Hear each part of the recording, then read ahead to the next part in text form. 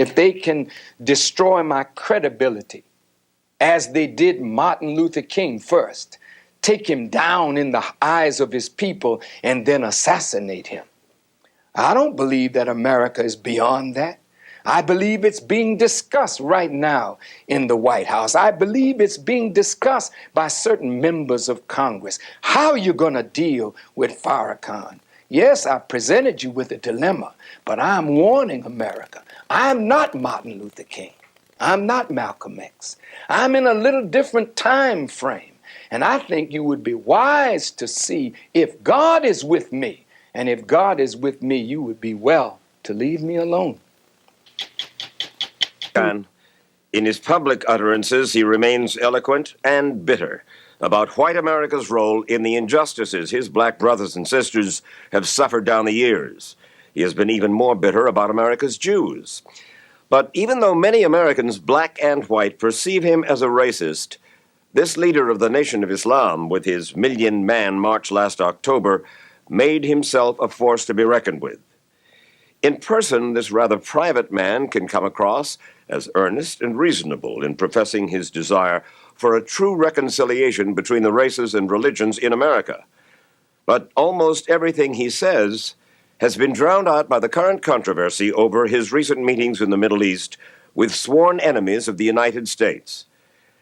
Tomorrow, Minister Farrakhan embarks on a nationwide tour to explain his motives for that trip and to blunt the criticism that has led the Justice Department to investigate whether he must now register as a foreign agent. For me to register as a foreign agent is to give America control over what I say. And that's what America wants, is control over what I say. In the foreign agent law, you can't influence public opinion. That's my business, to influence public opinion, especially when liars are deceiving the American people. So no, I will never register as a foreign agent because I'm not that. Farrakhan says he does not worry about what the government thinks of his traveling to Tehran, where he spoke to millions of Iranians celebrating the 17th anniversary of the Islamic Revolution, an uprising that led to the taking of the U.S. hostages, or about his much-publicized visit to Baghdad to confer with Iraq's Saddam Hussein. On his return home to Chicago in February, he would explain himself only to his brothers and sisters in the Nation of Islam. My job was to get up quickly and get out of America and connect the Nation of Islam and Black America to Africa, to the Middle East, and to the Muslim world. That was why I had to go. And one of the first places he went to was Libya, where he received a warm welcome from Muammar Gaddafi. The Libyan news agency, JANA, reported Libyan leader Muammar Gaddafi saying the following: "Our confrontation with America used to be like confronting a fortress from outside. Today we have found a loophole to enter the fortress from within." You are a loophole for Muammar Gaddafi, who you say offered you $1 billion, who has in the past given you $5 million? Well, he offered me more than $1 billion. He offered me the wealth of the nation of Libya behind the Nation of Islam. You were a loophole for Muammar Gaddafi? Well, I don't know what he means by loophole. Maybe you ought to invite him on 60 Minutes. I have. And ask him. But certainly, I can't be a functionary for Muammar Gaddafi. However, I would be most happy to detail my conversation with him if I'm subpoenaed before Congress. That subpoena to talk to the Congress about his travels to America's enemies in the Middle East has not been issued. Nonetheless, I reminded him he didn't go to Egypt, where Sadat and Begin made peace, a Muslim and a Jew. Didn't go to Jordan, where King Hussein and Shimon Peres have made an accord. Didn't go to Israel, where Arafat and Rabin finally shook hands, instead of just going to a lot of dictatorships. To go to a democratic country where Jews and Muslims are beginning to reconcile might have been a wonderful sign for you, Minister Farrakhan, to show to the world. If they're on the road to reconciliation, that's fine. But, you know, there's also the possibility of my being assassinated overseas. Egypt right now is a place where it's very, very volatile. And I thought that in that surrounding, it might not be the best place for me at this time. If I went to Israel, I don't think Israel would be the best place for me to be at this time, considering the view that most Jews have of Louis Farrakhan. You go to Nigeria, which is, if not the most corrupt nation in Africa, and it is, it could be the most corrupt nation in the world, Minister Farrakhan. Oh, now, Mr. Wallace. It is the most corrupt nation that I have ever covered. I've been there 25 years ago, and I've been there as recently as last year. Fine. So what? 35 years old. That's what that nation is. Now, here's America, 226 years old. You love democracy, but there in Africa, you're trying to force these people into a system of government that you just have accepted. 30 years ago, black folk got the right to vote. You're not in any moral position to tell anybody how corrupt they are. You should be quiet and let those of us who know our people go there and help them get out of that condition. But America should keep her mouth shut wherever there's a corrupt regime, as much hell as America has raised on the earth. No, I will not allow America or you, Mr. Wallace, to condemn them as the most corrupt nation on earth when you have spilled the blood of human beings. Has Nigeria dropped an atomic bomb and killed people in Hiroshima and Nagasaki? Have they killed off millions of Native Americans? How dare you put yourself in that position as a moral judge? I think you should keep quiet, because with that much blood on America's hands, you have no right to speak. I will speak because I don't have that blood on my hand. Yes, there's corruption there. Yes, there's mismanagement of resources. Yes, there is abuse. There's abuse in every nation on earth, including this one. So let's not play holy to moralize on them. Let's help them. I'm not moralizing. I'm asking a question, and I got an answer. Why would you put it as the most corrupt regime in the world? That doesn't make sense. Can you think of one more corrupt? Yeah, I'm living in one. I'm living in one. Yes, you've done a hell of a thing on this earth, so you should not be the one to talk. You should be quiet when it comes to moral condemnation, in my judgment. I didn't mean to be so fiery. No, that's good. That's good. That's my passion. I first recognized the passion of the black Muslim movement and Louis Farrakhan way back in 1959 when I anchored a broadcast entitled The Hate That Hate Produced. The black Muslim meeting we filmed included a mock trial, a kind of passion play, where the white man was judged for crimes against the black race. The voice you will hear is that of the prosecutor. This tape will show you why white America was worried about the black Muslims.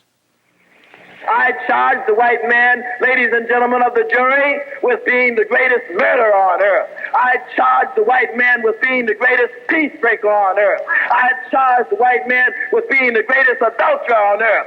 I charge the white man with being the greatest troublemaker on earth. So therefore, ladies and gentlemen of the jury, I ask you, bring back a verdict of guilty as charged.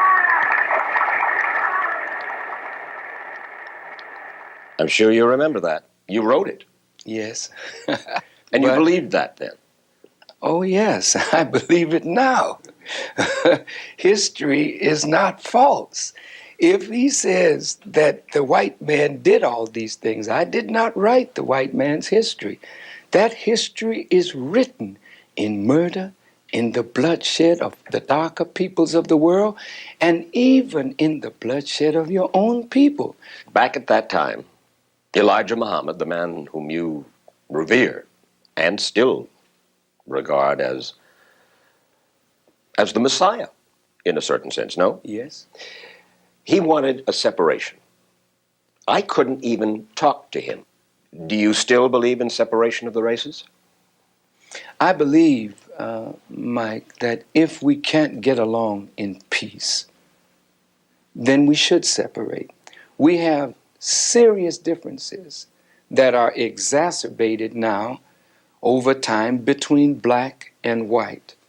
The question that we have to answer, are those differences irreconcilable? Are they? I don't know. Have we tried as hard as we could to reconcile them? And if we have, and we cannot, then separation would be the best answer. But you are suggesting that it's basically the white man's fault. Oh, no, Mr. Wallace. I'm not going to say that. Because justice would not be served if I said it was all the fault of white people. Reason that we have to take some blame in this ourselves. As black people, we can't sit around waiting for white people to do for us what we should be doing for ourselves. And our failure to do this is our fault. White folk have done bad by us in the past. Yes, that is true. And they do some bad by us today. But if we did better by ourselves today, we could help to reconcile this difference. Farrakhan's call for black men to do better for themselves was the theme of his Million Man March. Last fall, he called black men from all across America to come to Washington for a Day of Atonement. And they came. His message? Change your lives. But after the march, he says, he was depressed, somehow sad, hurt by the mainstream media who he felt failed to give him proper credit for his extraordinary accomplishment in organizing the march. He withdrew to the Nation of Islam's compound in Phoenix, Arizona. He disappeared from the public eye for almost 3 months. Then he reemerged for that tour of Africa and the Middle East. To observers like Dr. C. Eric Lincoln, a distinguished black historian and professor emeritus at Duke University, who has studied the Nation of Islam since the 1950s, Farrakhan's trip squandered a great opportunity. Professor Lincoln told me he was disgusted with your trip to the Middle East and to Africa. He said, he blew it, you. After the Million Man March, he feels that you had what you were after.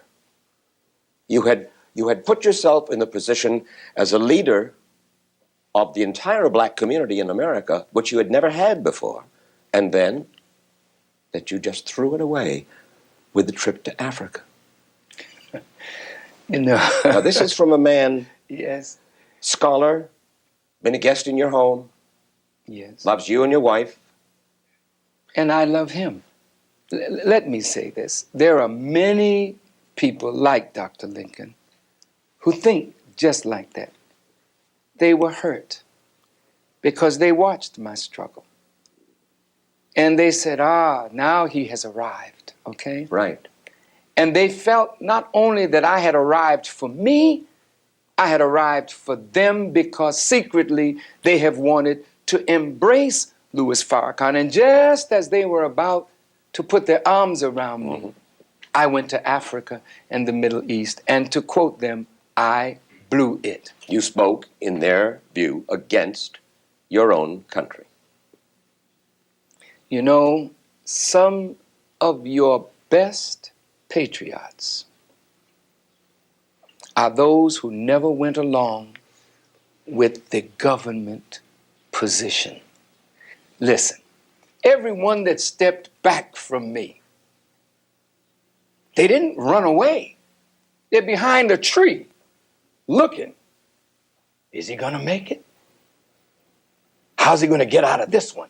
Oh, my God, I'm not a politician. I don't do what people think I should do.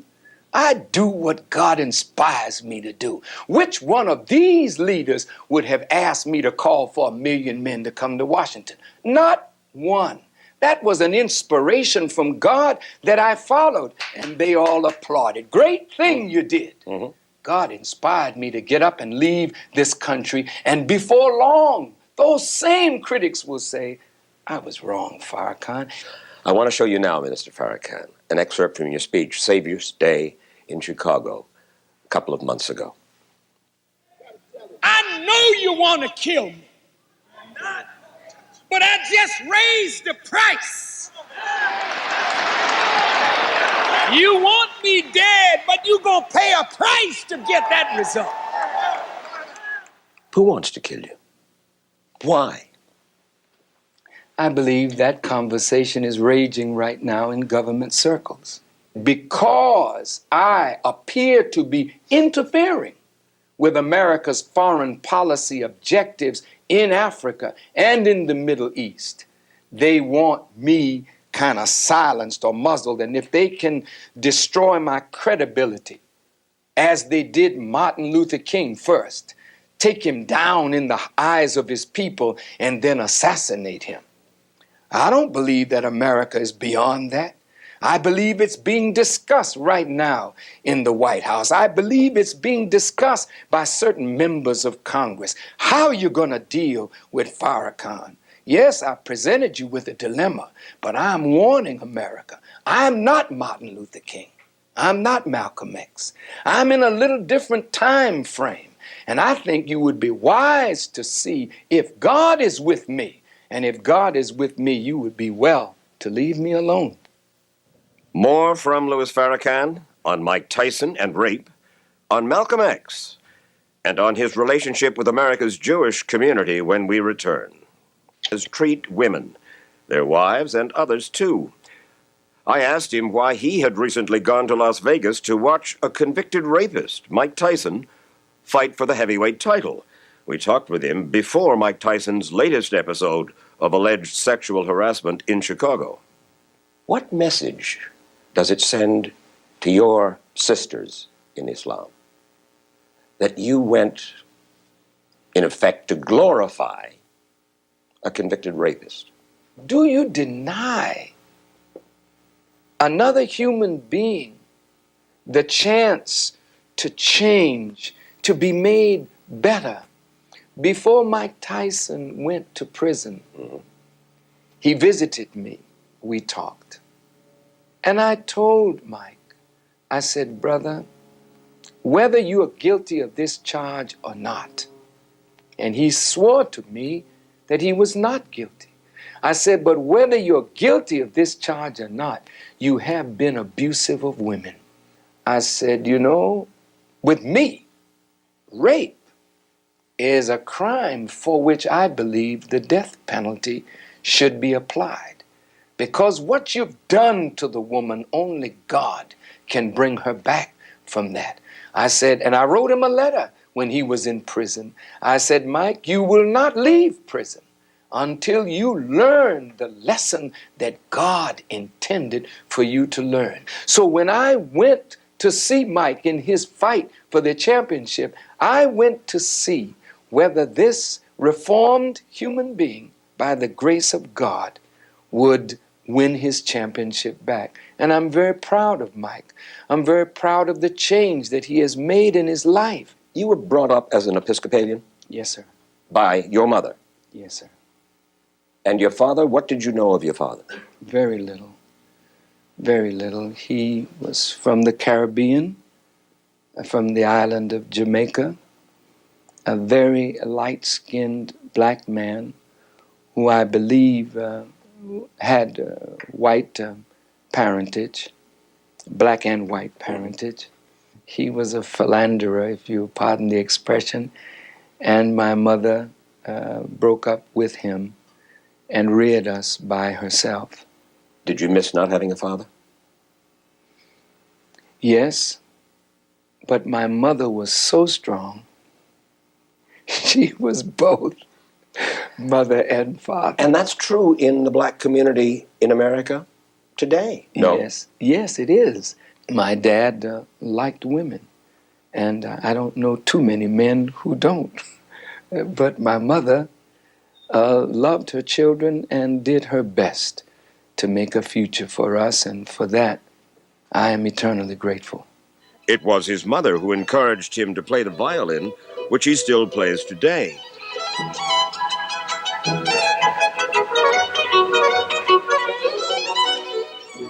In fact, the man born 63 years ago as Louis Eugene Walcott, who grew up in Roxbury, Massachusetts, originally wanted a career in show business as a singer. You call yourself the charmer. I did.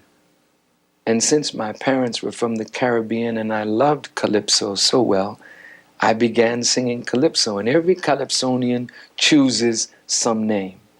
And I remember I was in Montreal, Canada, and the people were sitting with me one night. They said, "You are so charming." And so from that, I started calling myself the charmer. I wish that I could be charming today.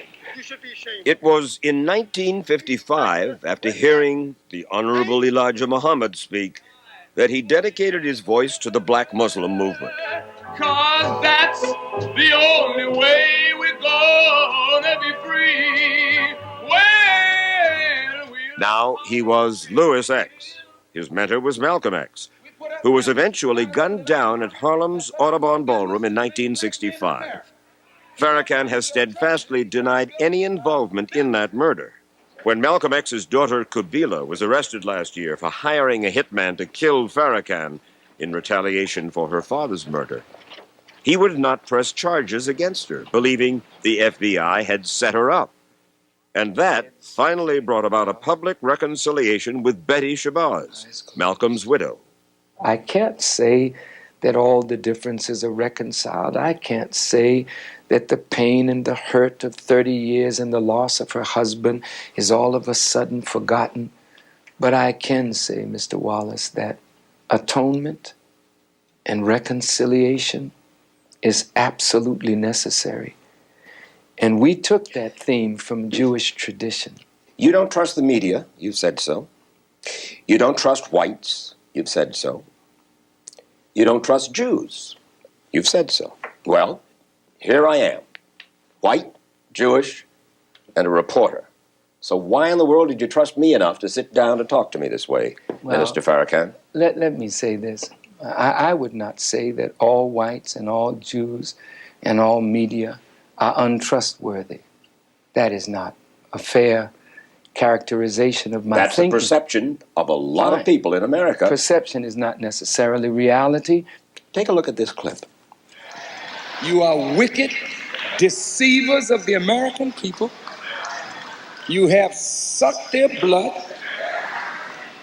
You are not real Jews, those of you that are not real Jews. You are the synagogue of Satan. And you have wrapped your tentacles around the U.S. government. And you're deceiving and sending this nation to hell. But I warn you in the name of Allah, you would be wise to leave me alone. But if you choose to crucify me, know that Allah will crucify you. That's a message of reconciliation. It's bound to be perceived as anti-Semitic, and you know it, and you do it over and over again. I quoted, the synagogue of Satan is part of a scripture in the book of Revelations, the 2nd chapter and the 3rd chapter. It says, and I quote, "Those who say they are Jews and are not, I will make them of the synagogue of Satan." The people you're talking to there, the people who saw that on television, they aren't students of the Bible as you are.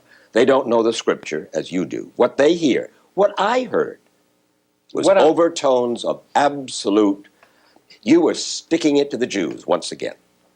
In reality, Mr. Wallace, you know, I've heard whites and Jews say they're good and bad in every race. Yeah. And if they're good and bad in every race, does that not apply to Jews?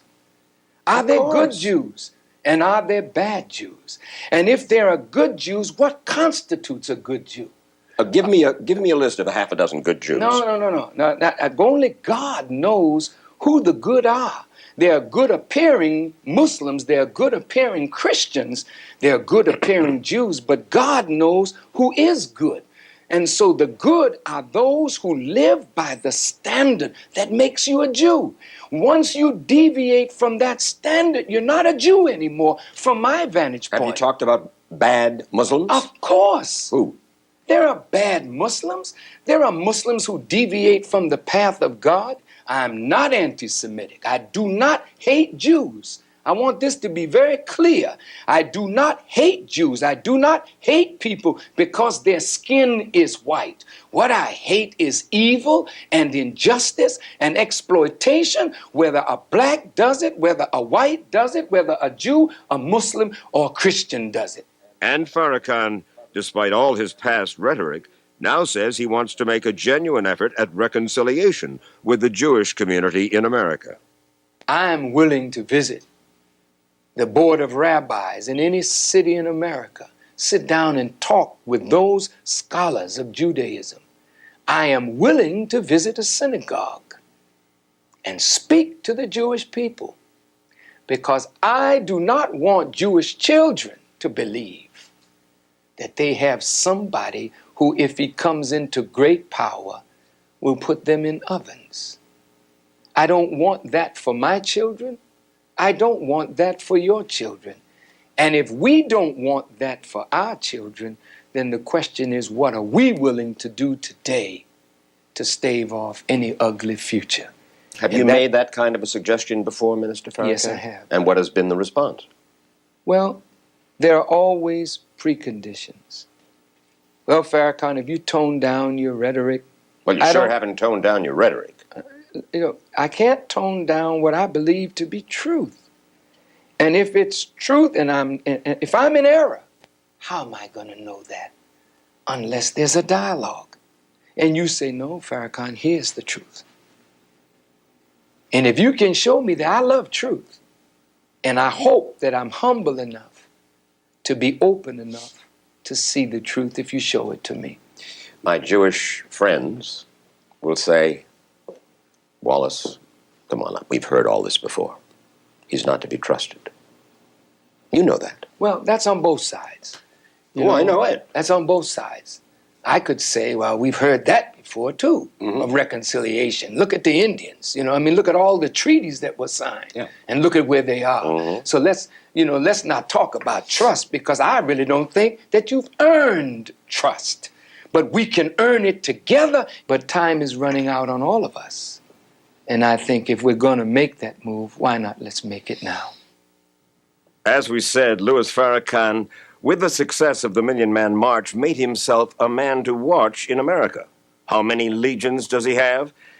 It's hard to say, but there is no doubt that beyond his card-carrying followers in the Nation of Islam, there are millions of Americans, both black and white, who now take him seriously. The question is, which voice is the real voice of Louis Farrakhan? The private one that says he is serious about a genuine move toward reconciliation, or the harsher rhetoric of his public voice? As he starts his nationwide tour tomorrow, it will be interesting to see which voice he'll choose.